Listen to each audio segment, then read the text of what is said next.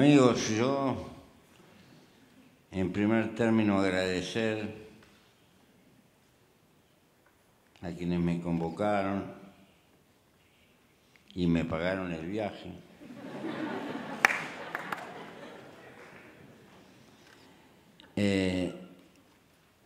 Me cuesta bastante moverme. Se me vinieron encima los años y no pasan, se quedan. Y yo hoy tendría que estar en La Habana. Me convocaron mis viejos amigos del fuego y de la antorcha. Pero estaba comprometido de estar acá.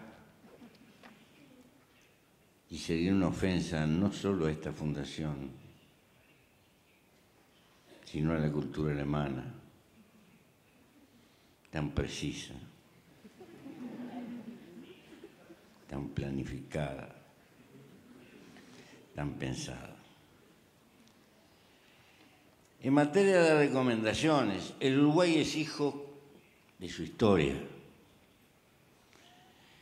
Yo pienso que como somos un país pequeño, no se la conoce. Si la conocieran, no faltarían los teóricos que afirmarían por ahí la socialdemocracia nació en el Uruguay. Pero como somos insignificantes en materia de masas, no pesamos, es difícil que haya objetividad histórica. A título de ejemplo, nos pasamos, sí, desde la independencia, desde la Revolución de Mayo, casi nos pasamos un siglo púrpura intentando arreglar las cosas del Río de la Plata y nos deshicimos varias veces.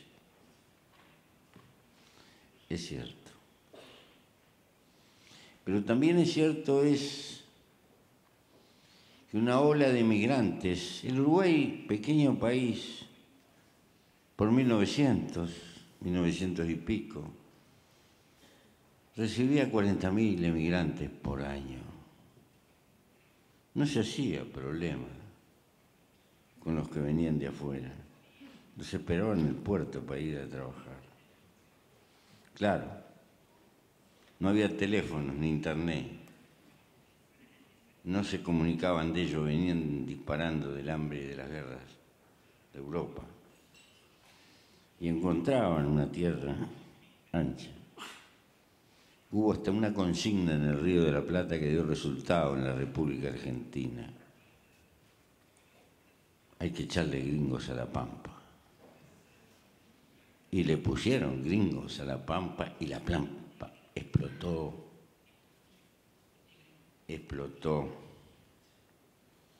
porque no es la pureza racial la que nos proyecta, por el contrario, la hibridación a fondo multiplica la fuerza de los pueblos. Y fuimos una época de pueblo joven, cosa que ya no lo somos. Pero por 1908 hubo un presidente que se le ocurrió hacer posible el divorcio por la sola voluntad de la mujer. Era un presidente raro. Escribía Dios con minúscula. Nos legó un país laico, el más laico de América Latina. Sacó a la iglesia de las cuestiones políticas alto el piso.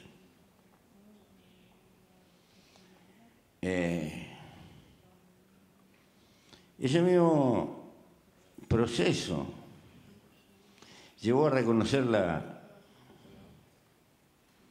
prostitución. Hay que ubicarse por 1910, 1900 y tener coraje para plantear esas cosas. Reconocerla y organizarla con revisación pública y estableciendo los derechos sociales que había que aportar, etcétera, etcétera, etcétera. Y también Para combatir el alcohol no se le ocurrió la genialidad de la ley seca que inventó Al Capone. No, fue mucho más inteligente. El Estado se puso a producir monopólicamente la bebida alcohólica, caña, grappa, whisky, coñac, etc. Porque la plaga de la época era el entrevero de alcoholes de madera, más baratos, que eran nocivos para la salud. Y eso funcionó más de 50 años. Y se le ocurrió derechos laborales y llegó a teorizar. El sindicato es el abogado del pobre. Y tuvo coraje cívico y se peleó con medio país y abolió el toreo sobre los animales porque consideró que era mortificar a los animales. Y hasta se le ocurrió inventar un colegiado, porque el poder ejecutivo en manos de una persona era peligroso. Y otros varios experimentos, y no quiero detenerme. Pero natural, el Uruguay tuvo una serie de reformas. No hablemos de la enseñanza pública hace más de 120 años, que es pública y gratuita.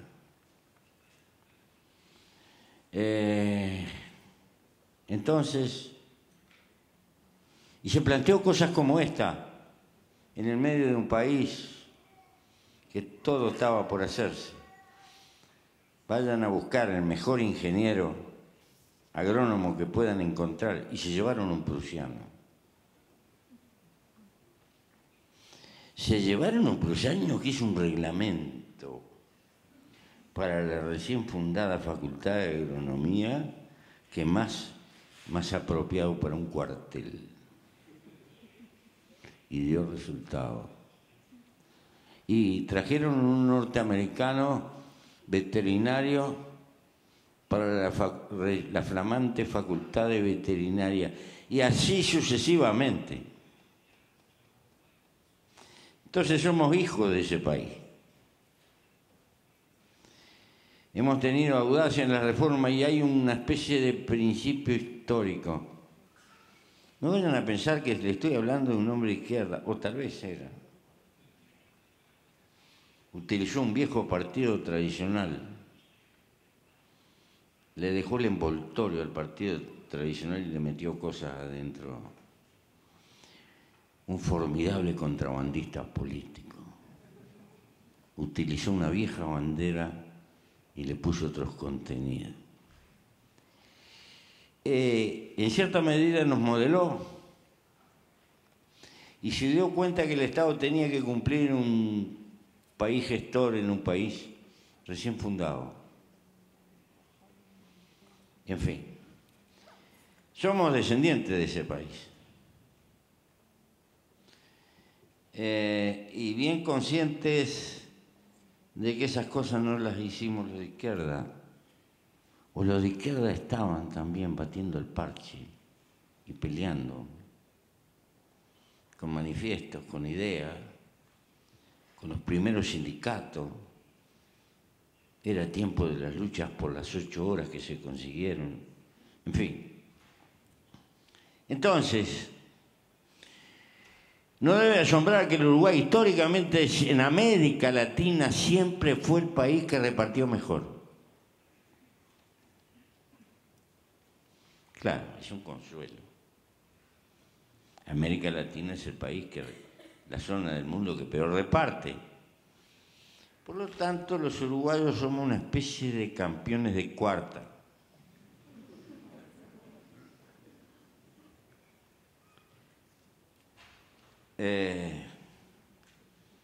Pero si no se empieza por la historia, no se entiende el porvenir. Si no se conoce la historia a fondo, ¿por qué? ¿Por qué un país va reformulando con su acontecer también alguna visión cultural? Yo vengo hace poco de Japón. Fantástico, Tokio, una ciudad gigantesca. Sacan la basura 2 veces por semana. Y la gente saca la basura calificada. Y no hay un pucho tirado en ningún lado. Si voy al Uruguay y digo, tenemos que hacer como Japón, que juntamos la basura todos los días y siempre está sucio. No, tenemos que hacer, juntan 2 veces. Pobre de mí. Si creo que los uruguayos van a tener la conducta prolija de los japoneses, etc. No. Entonces, este factor me parece que es importantísimo, conocer la historia. Y cuando se habla de América Latina no se olviden nunca de esto. América Latina arranca con el parto colonial de 2 países feudales, de 2 países que se pasaron casi un milenio en guerras por la reconquista y que antes que nada formaron una sociedad feudal y militar por encima de otra cosa. Y cuando salieron a colonizar, salieron con su patrimonio cultural. No salió un país burgués que venía peleando y renegando con los nobles y con los feudales, como Inglaterra,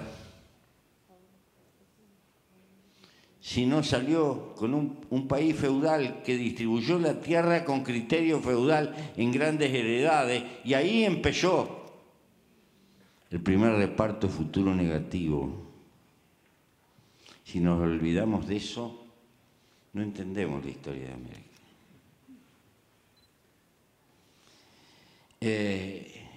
Y no le he hecho culpa a España ni a Portugal. No es cuestión de culpa. Es cuestión de historia. La historia de las clases sociales y sus papeles históricos. Entonces,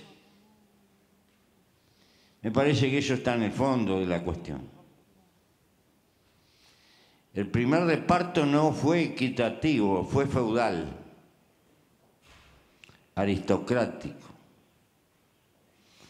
No son los tantos acres para que pueda vivir una familia, lo necesario para vivir. Es al revés. Ese reparto inglés en las 7 colonias va a producir rápidamente una clase media con poder de consumo y una presión para la naciente industrialización interna. América Latina lo que produjo es una concentración brutal desde el primer momento y un gigantesco pobrerío viviendo de los recursos naturales, naturalmente, sin la presión de un mercado interno que ayudara a la primera industrialización. Son 2 caminos totalmente distintos. Pero para colmo, en el momento de la independencia se está organizando el mercado mundial. Y aparece la libertad. La querida Gran Bretaña, portadora del dejar hacer y dejar pasar, con su vanguardia en los puertos. Nuestra región que producía ponchos con telares y que producía buenos aperos de caballo y alguna metalurgia, aunque sea para los puñales, sucumbió todo, porque de Manchester venía más barato. Y entonces, de la burguesía, la clase que pasó a ser importante y a comandar, fueron las clases comerciales que manejaban el puerto. Debe llamarle la atención que en América Latina, cada puerto importante terminó formando un país. Y las capitales estaban siempre en los puertos. Miren el mapa de Europa. Las capitales están colocadas con criterio militar por adentro, por la mitad del territorio. Vivían para adentro. Nosotros nacimos a la libertad viviendo para afuera, por el puerto. Y casi ni mirando a los vecinos. Es natural que nuestras venas estuvieran abiertas porque de entrada empezamos a perder en los términos de intercambio. Apenas vender un poco de materia prima y comprar todo lo manufacturado, con lo que ello significa. Obviamente estoy simplificando, es más denso, pero este dibujo me parece que es columna vertebral para poder entender la historia de América Latina.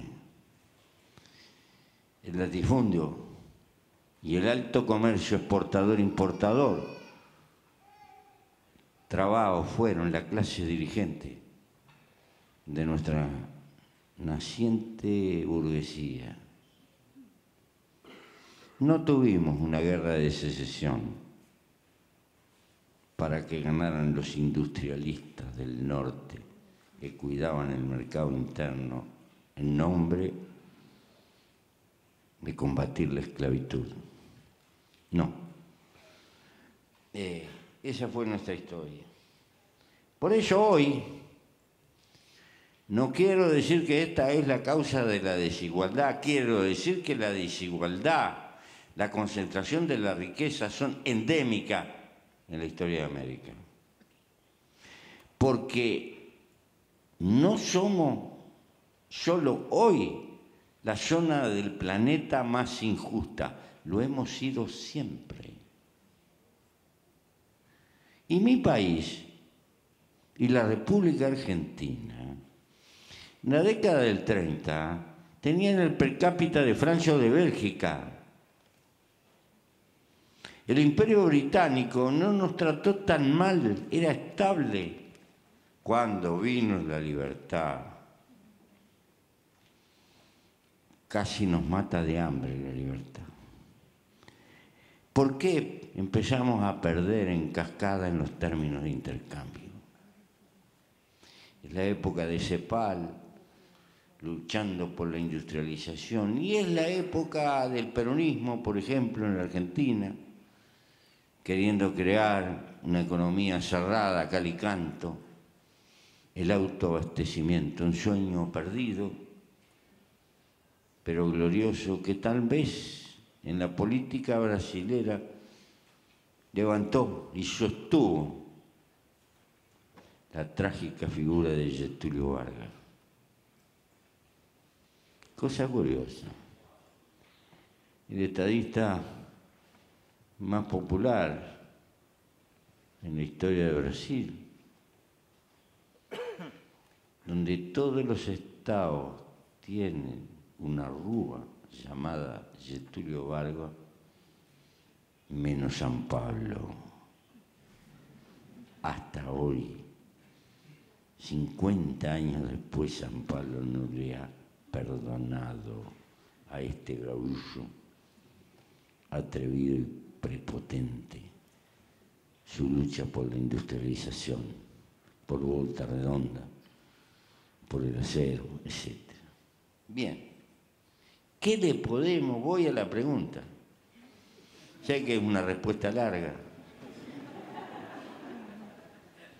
pero en un evento de esta naturaleza no se puede contestar a los periodistas. Se supone que venimos a pensar. Y lo que dije es para que investiguen y para que conozcan y buceen.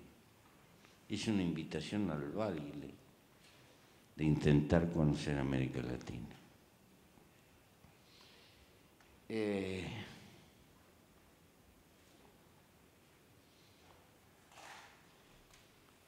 No acompaño el análisis definitivamente pesimista.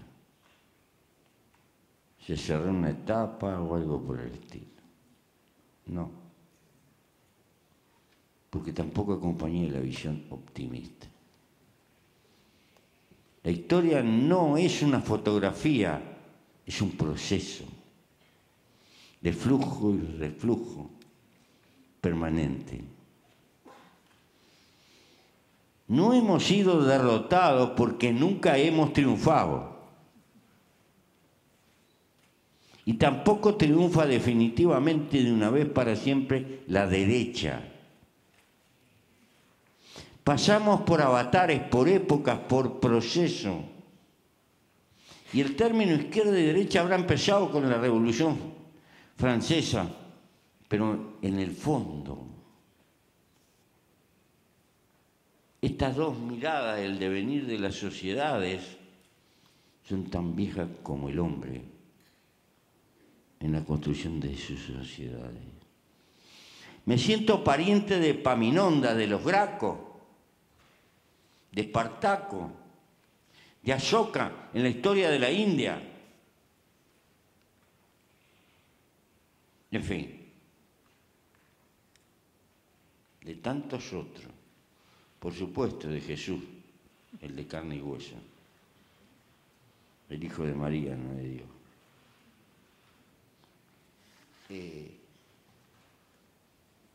Porque siempre ha habido una tendencia conservadora en el contexto de su época y siempre ha habido una mirada social que lucha en parte por hacer un poco de justicia, por mitigar, por repartir.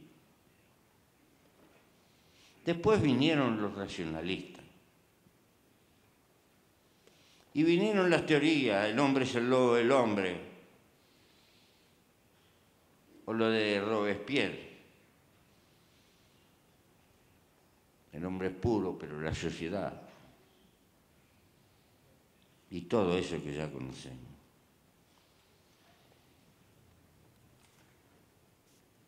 Pero yo pienso que hay una parte activa de la historia que no es fatalismo, que es ambiguo y que depende no el 100% del destino del acontecer social,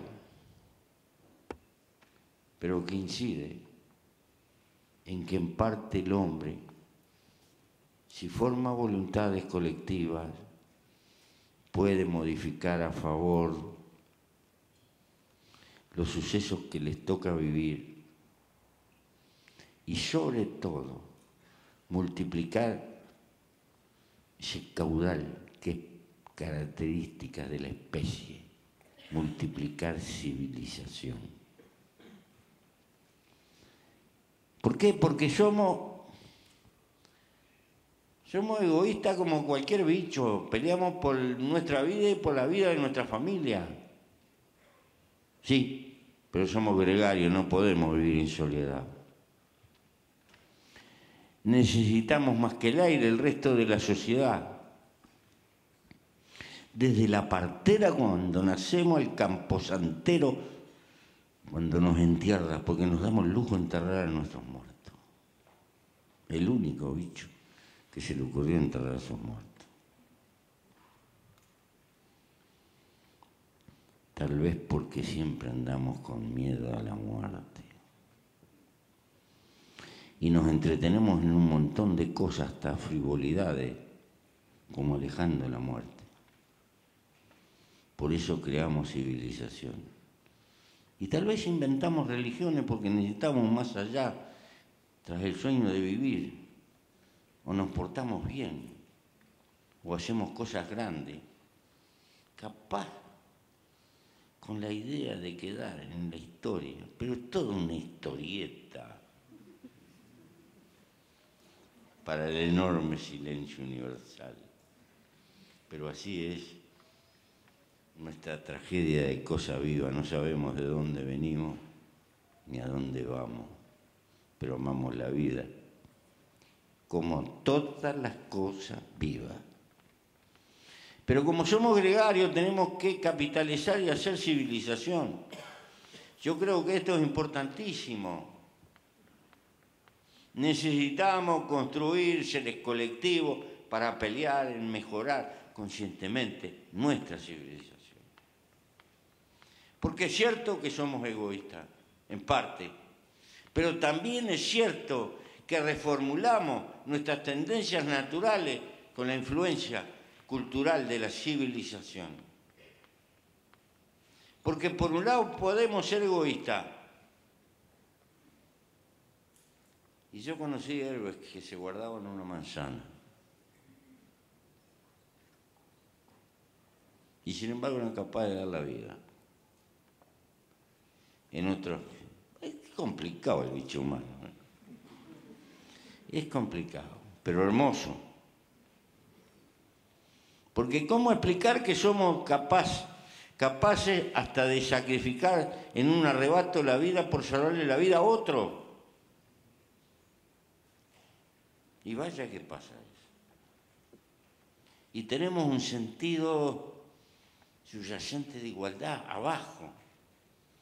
Si tienes dos gurises de la misma edad, llévale un regalo a uno y al otro no le lleves nada y vas a ver qué lío tenés. Tratalos diferentes. Así somos. Tenemos esas tendencias hondas. Las ciencias del comportamiento deben de ser instrumentos de la política. Si no conocemos el animal que somos en sus generalidades, que son las cosas que, como disco duro, que nos puso la naturaleza y cuáles son las que nos pone la cultura. Y ahí nos vamos a dar cuenta del papel enorme de la civilización. Puede haber viejos obreros jubilados en Japón, que cuando explota la central, piden ellos para trabajar, para que no se sacrifiquen los jóvenes. ¿A qué le atribuimos eso? ¿Al ser egoísta? No. Hay también en la civilización una mano solidaria que nos ha permitido llegar acá, conquistar el mundo, extendernos en el planeta y tener esta maravilla de civilización. Cierren los ojos y piensen en un mundo sin zapatos, ni vestido,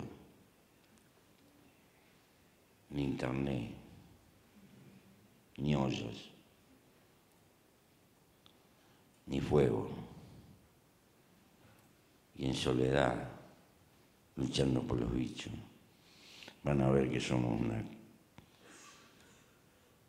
una criatura miserable frente a los otros bichos de la naturaleza.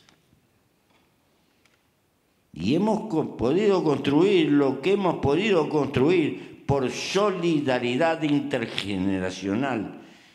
Porque tal vez en algún apuro un hombre gritó, ayúdame. Y tensamos nuestra inteligencia en los oficios.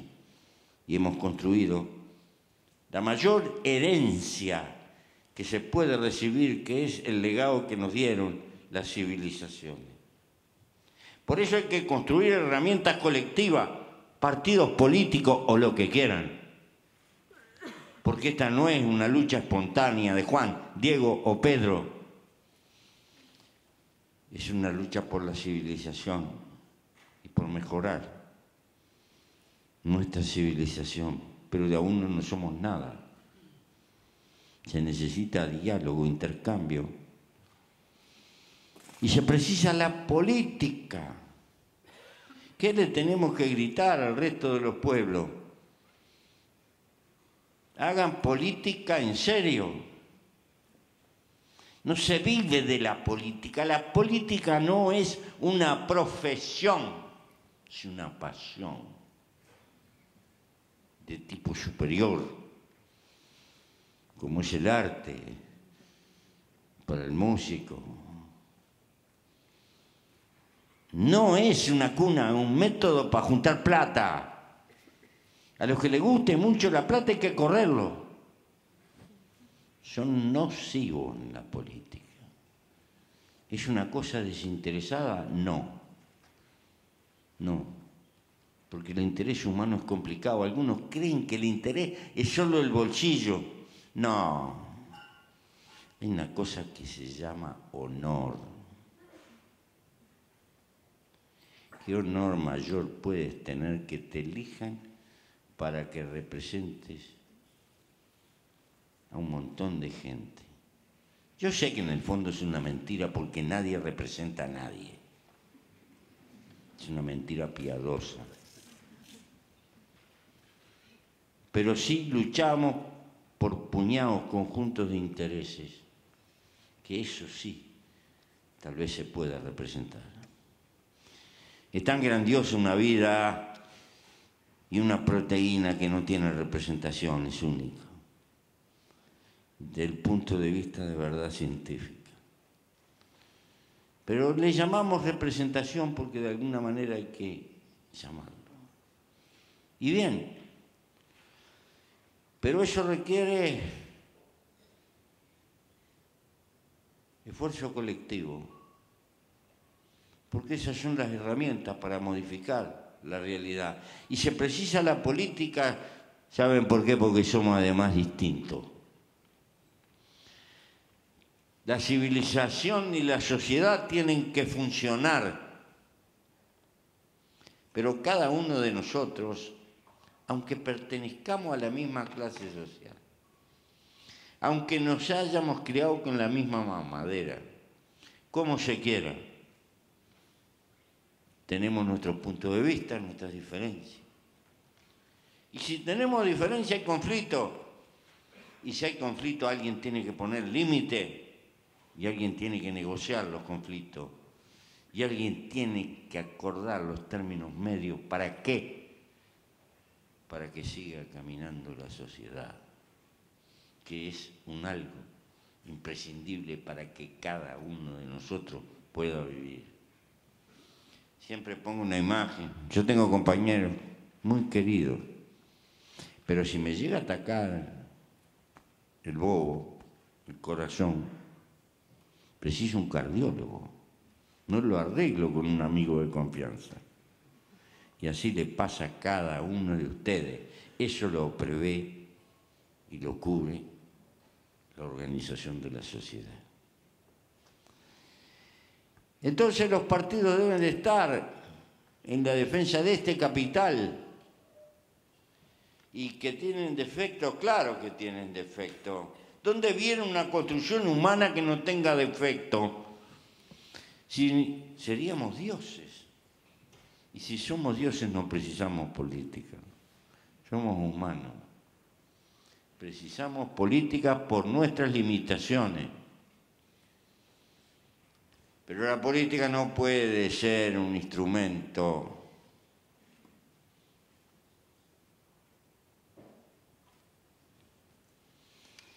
sobre todo cuando se inventaron las repúblicas. ¿Por qué nos dimos el trabajo en la humanidad? Luego de aguantar tanta monarquía y tanto señor feudal a lo largo de las edades, inventamos la república. Inventamos la república porque, convencidos de que nadie es más que nadie, por lo menos en términos de derecho, que no hay sangre azul,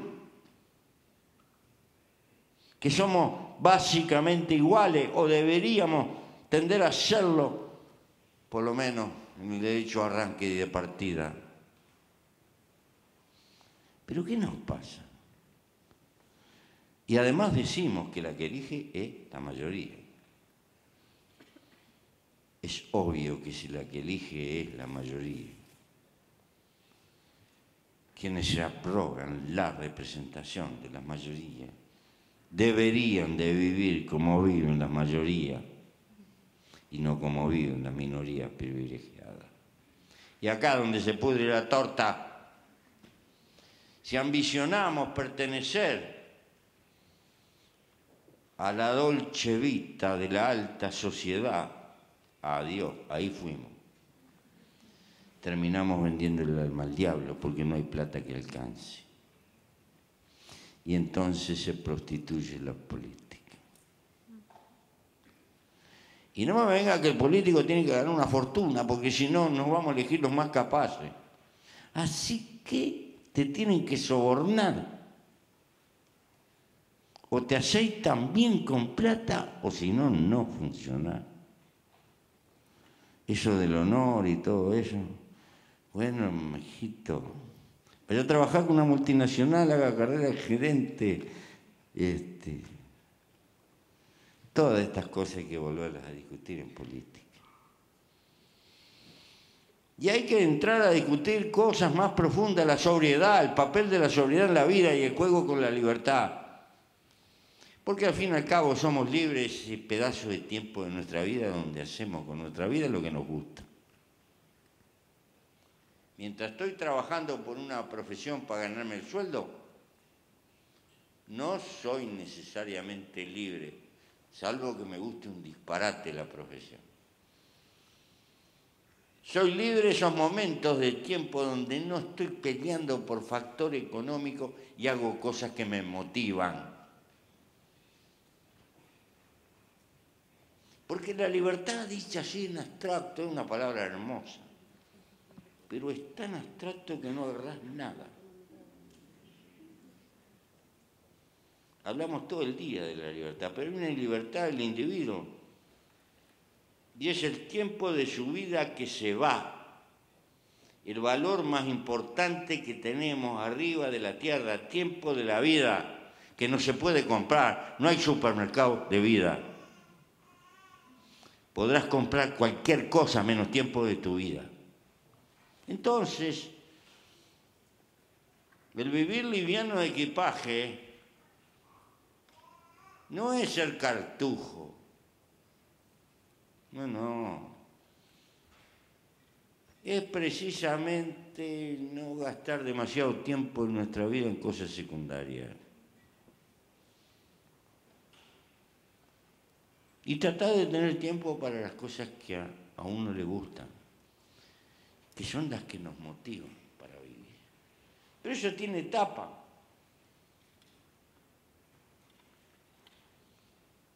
Hay que trabajar para vivir, porque el que no trabaja para vivir está viviendo a costilla de alguno que trabaja. Sociedad de garroneros, no. Eso hay que tener, pero no podés vivir para trabajar. Tenés que tener tiempo para vivir, para tu cariño, para tus hijos, para tus amigos, para algún hobby. Como decían los griegos, nada en demasía, nada en demasía. Entonces se tendría que recomendarle a los pueblos del norte que hagan política, pero en profundidad, no en pavada, y que en todo caso vayan a consultar el alma que está en la cordillera de los Andes de los pueblos viejos, que filosóficamente deben de ser los más modernos, aunque en general la gente no los conoce. Si algún día pueden traer para conversar, si logran que hable, Choquehuanca, el canciller de Bolivia, se van a encontrar con un indígena intelectual que pueda haber una panoplia del pensamiento profundo de los pueblos viejos que poblaron América. Merece conocerse. Hasta que no desentrañemos el hilo conductor de esos pueblos con el hilo conductor de los pueblos que aplastaron los cosacos en Siberia, no vamos a tener un panorama de lo que es la historia del hombre de Eurasia hacia América. Y yo pienso que vale la pena eso. Partido, organización, valores, compromiso con la política y a llorisquear en el cuartito del fondo.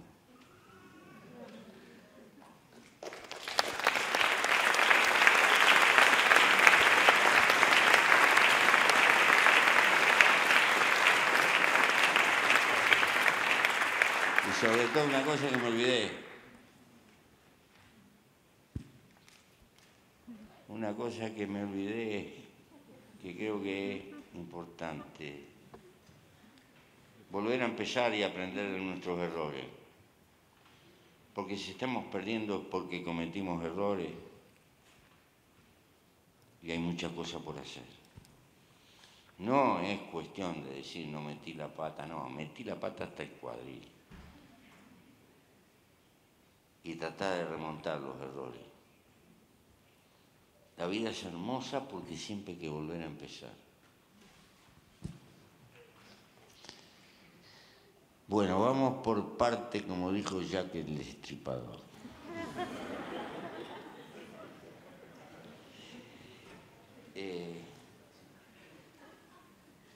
Hay tensiones en la sociedad de carácter distinto. En nuestro país, en nuestra circunstancia, mucho en la Argentina, mucho en Brasil,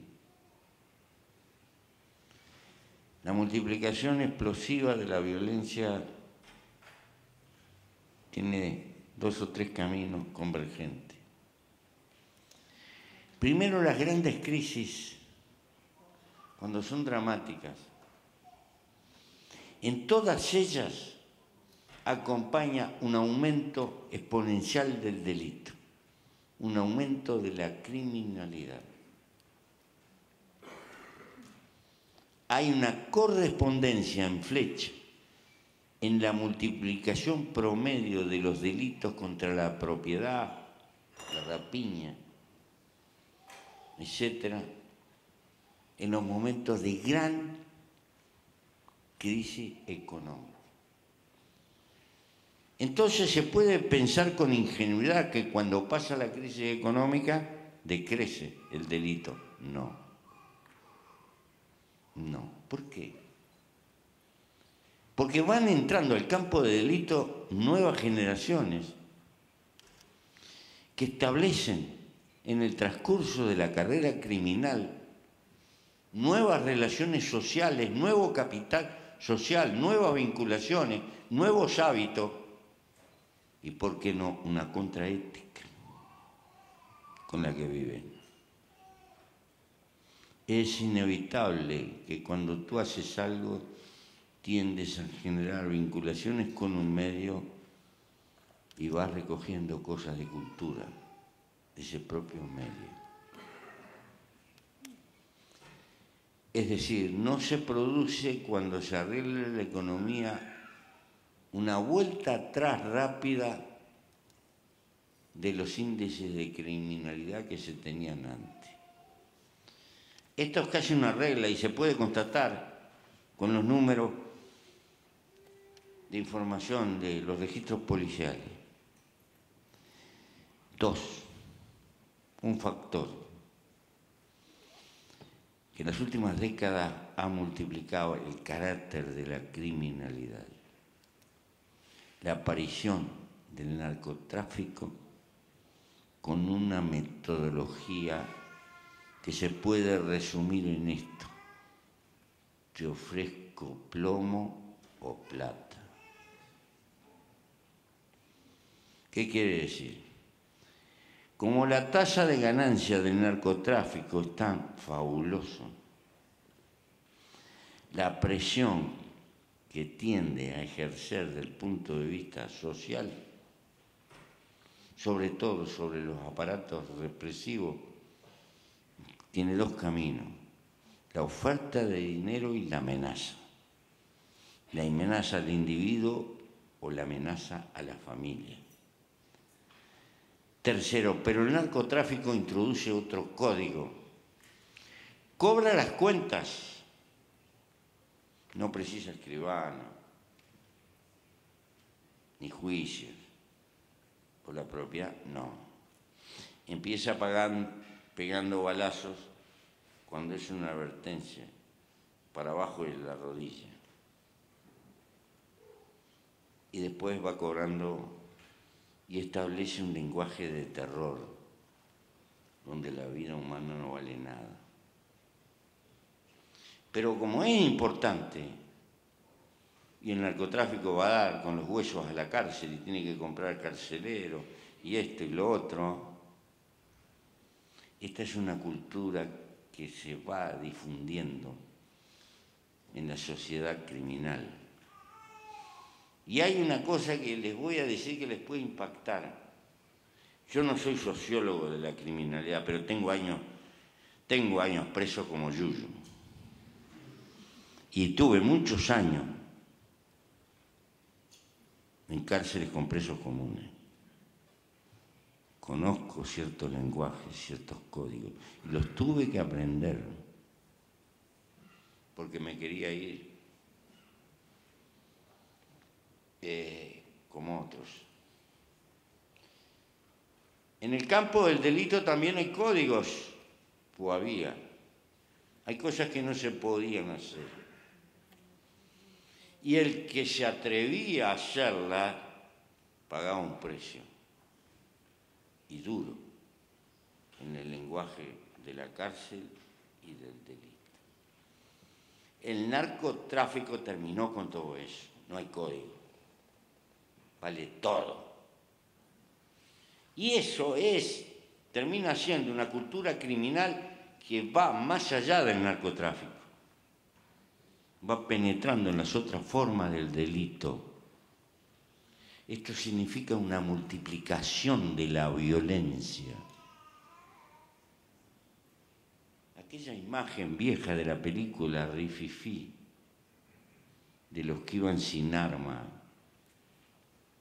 delicadamente, delincuentes intelectuales, que iban sin arma porque si los agarraban y no estaban armados, la cosa era mucho más liviana. Eso no existe más.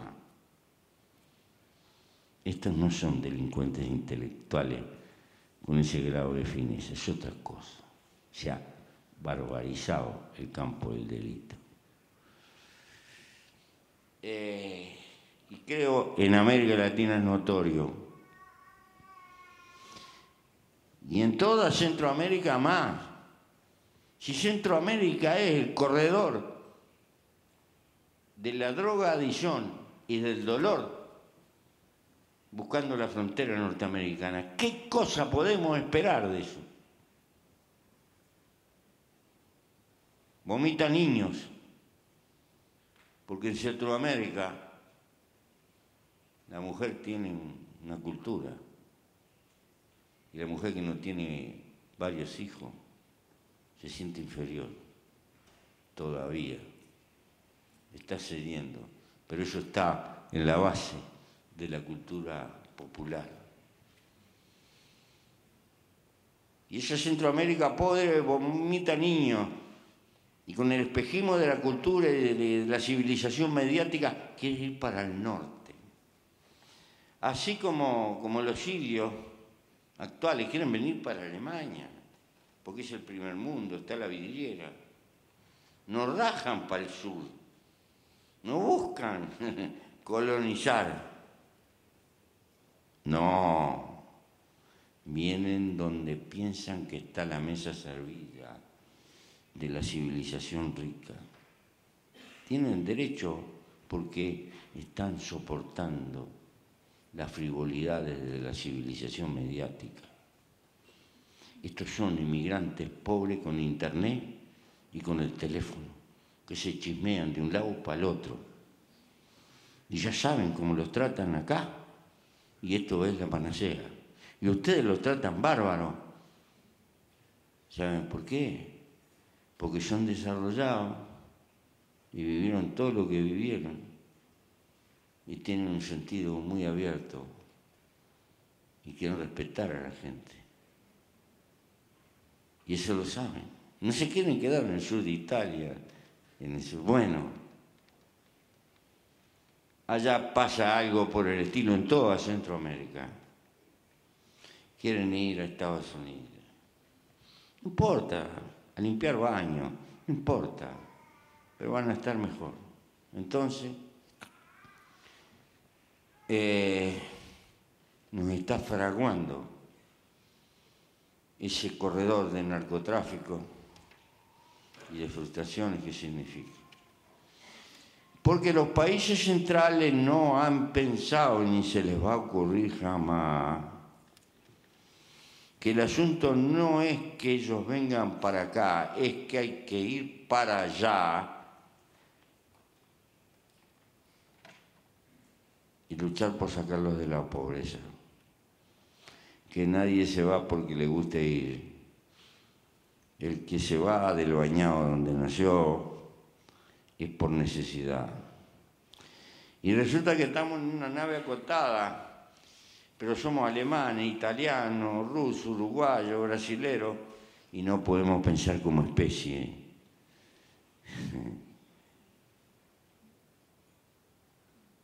Lo que les voy a decir es una barbaridad. Europa termina café con leche. No van a parar con África. África se les va a colar por todos lados. ¿Por qué? Porque es un proceso. Y la única manera sería desarrollar África. Pero para eso tendríamos que tener un coraje, épocas de Plan Marshall. Pero el Plan Marshall fue porque estaba el peligro rojo en el horizonte. No fue por bonomía de Estados Unidos, fue por susto. Bueno, la humanidad estaría precisando esas cosas, pero esas son cosas que no podemos pensarlas porque no tenemos acuerdos políticos en el mundo. Necesitamos gobernanza mundial en algunas cosas porque ya ningún país las puede arreglar, salvo que la humanidad se ponga. Y para que la humanidad se ponga tendríamos que tener el coraje de cobrarle duro impuesto a la concentración de la riqueza. No puede ser que haya 80, 90 señores que tengan la mitad de lo que tiene la humanidad entera. Y todavía algunos que casi no pagan impuestos con los paraísos fiscales y todavía peor.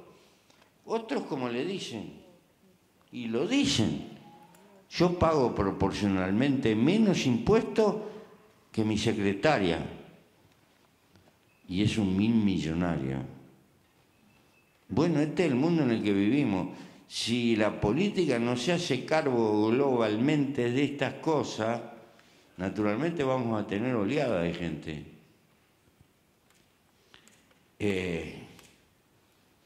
Pero ese es el otro problema que tenemos. ¿Estaremos en condiciones algún día de pensar como especie por encima de pensar como país?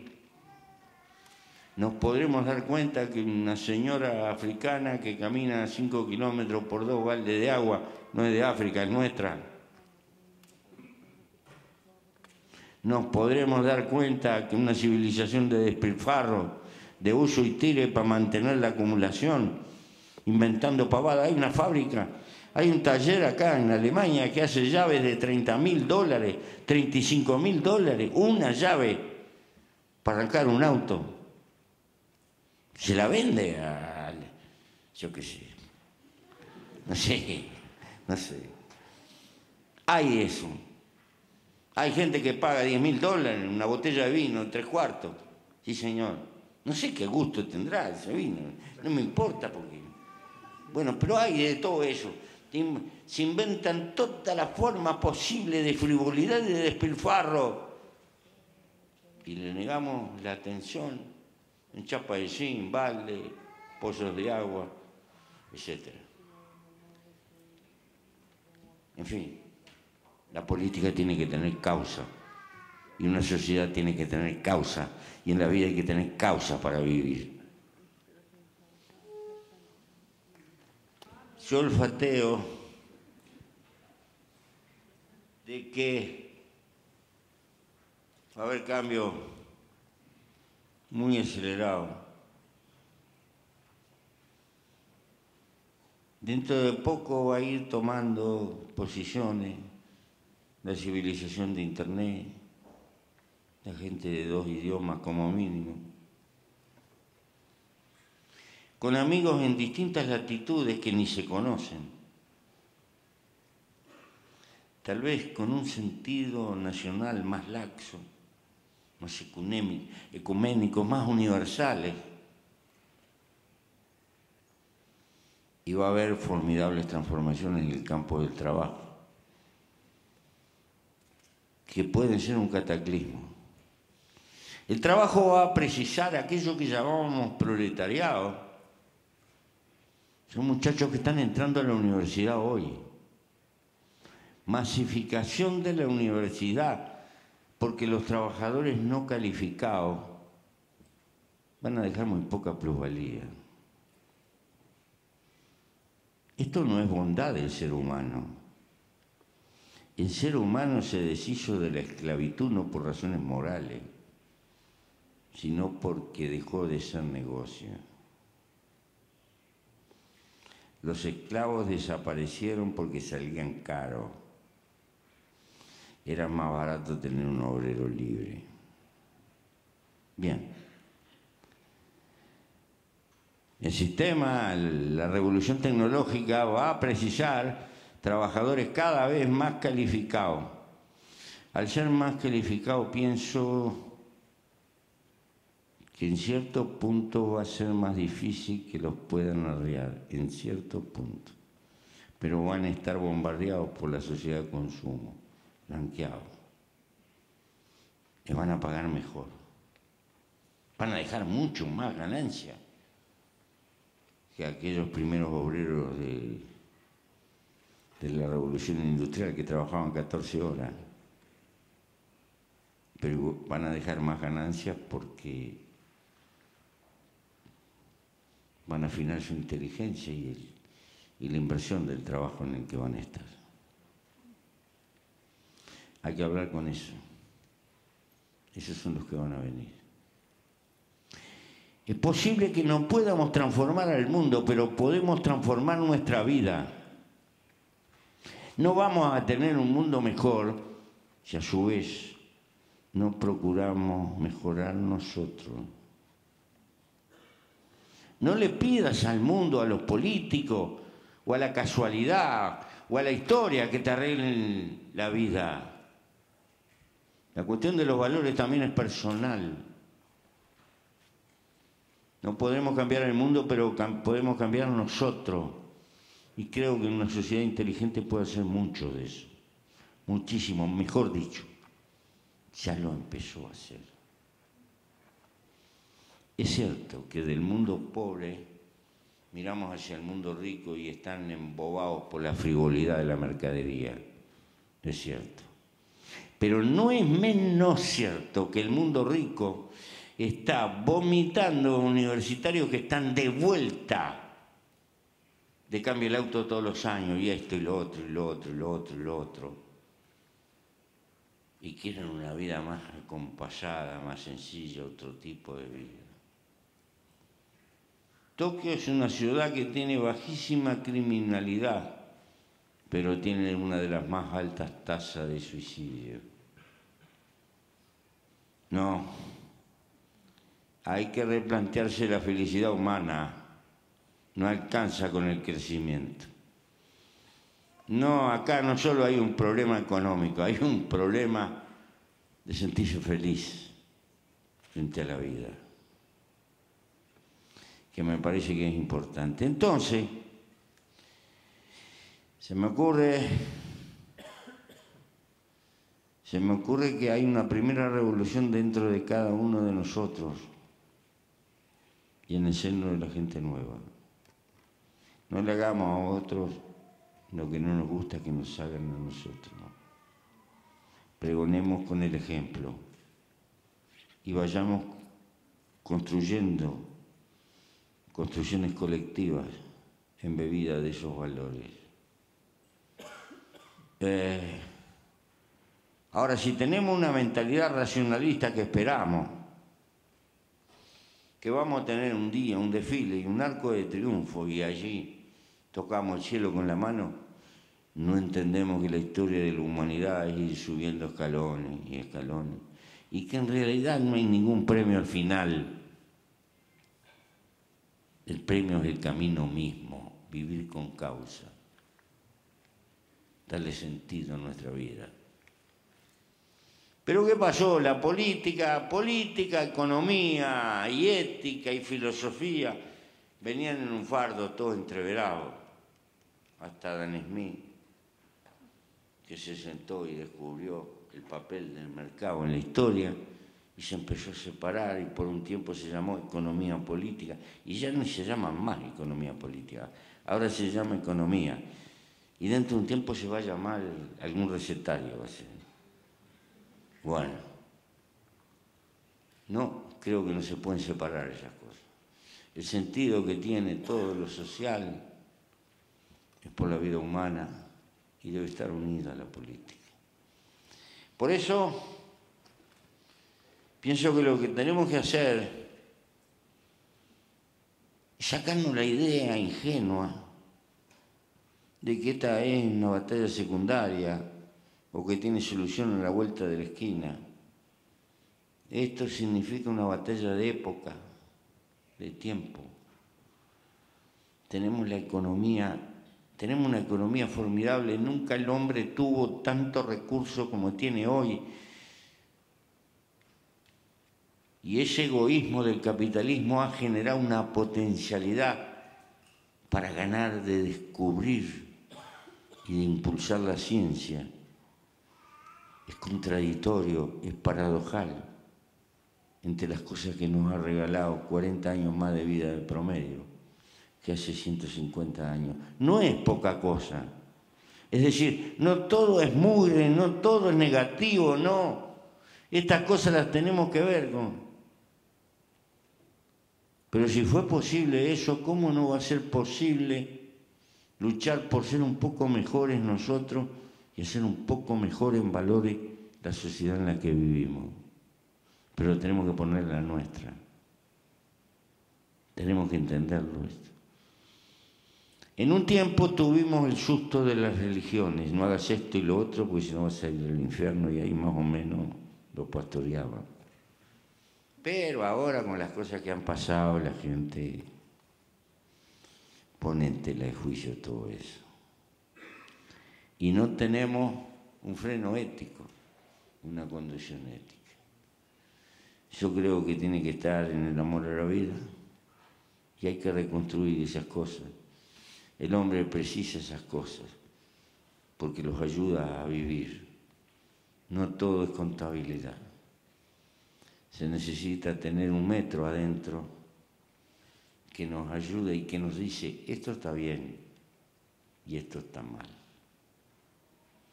Y a luchar por no inclinarnos por lo que está mal. Tener ese combate con nosotros mismos. Ese sería lo que yo entiendo ahora, el hombre nuevo. Un pedazo rotoso de hombre viejo como siempre, que se pone a mejorar a partir de lo que es, de reconocer lo que es, y lucha por mejorarse a sí mismo.